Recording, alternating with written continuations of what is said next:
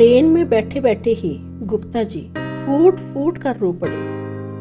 बेटी का दर्द सब दर्द से बढ़कर होता है। आज गुप्ता जी बहुत खुश हैं। आज वे अपनी बेटी से मिलने उसके ससुराल आए हुए हैं। उनकी बेटी नीलिमा की शादी दिल्ली में हुई है। उनका दामाद सूरज एक बड़ी कंपनी में लगा हुआ है। नीलिमा की 2 साल की बिटिया भी है।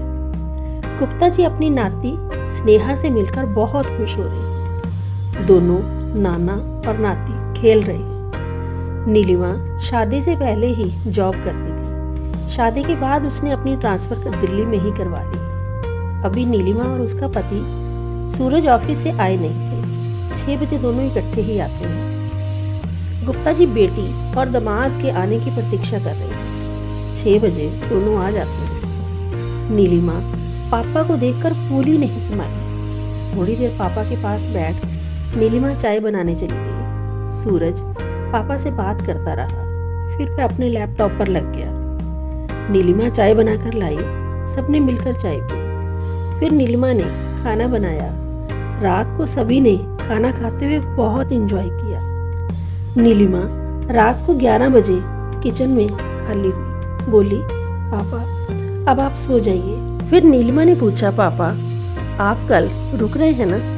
गुप्ता जी बोले, नहीं बेटी, तुम्हारी माँ अकेली है। तुम्हारा भाई रोहन भी शहर से बाहर गया हुआ है, तो मुझे कल वापस जाना ही है। नीलिमा बोली, ठीक है पापा, जब अगली बार आए तो 2-3 दिन का प्रोग्राम बनाकर आए। सुबह नीलिमा 5 बजे उठी, नाश्ता बनाया, अपना और पति सूरज का लंच पैक किया, बेटी का टिफिन पैक कर उसे क्रच छोड़ने की तैयारी करने लगी। सभी घर से 9 बजे निकल पड़े।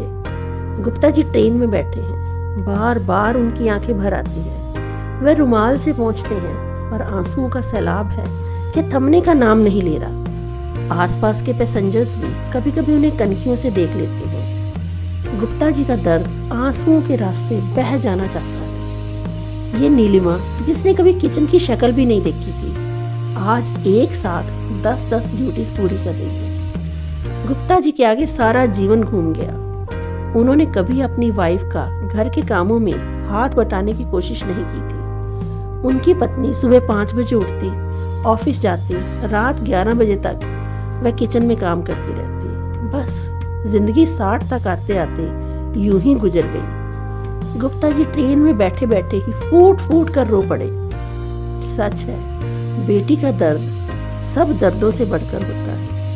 चाहे बेटी को इस दर्द का कुछ खास पता नहीं, पर गुप्ता जी जान गए हैं कि ये विरासत उन्हीं की ही दी हुई है। जहां बेटी जन्म लेते ही सीख जाती है कि घर के सारे काम करने, घर की आर्थिक स्थिति के लिए कमाना, बच्चों को संभालना, और बेटा वो तो बैठे बैठे पत्नी से आधा काम करके, लेकिन पत्नी से दुगने अधिकारों को एंजॉय करना उसका जन्म सिद्ध अधिकार हो जाता है।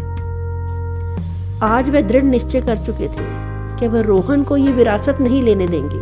वो रोहन को सिखाएंगे कि घर के कामों में दोनों का एक साथ हाथ बटाना कितना जरूरी होता है। गुप्ता जी घर पहुंच गए हैं और वो मशीन से कपड़े निकाल रहे हैं, और उनकी पत्नी रोहिणी आंखें फाड़े उन्हें देख रही है और कह रही है, अरे ये क्या कर रहे हैं, छोड़ दीजिए, मैं धो लूंगी।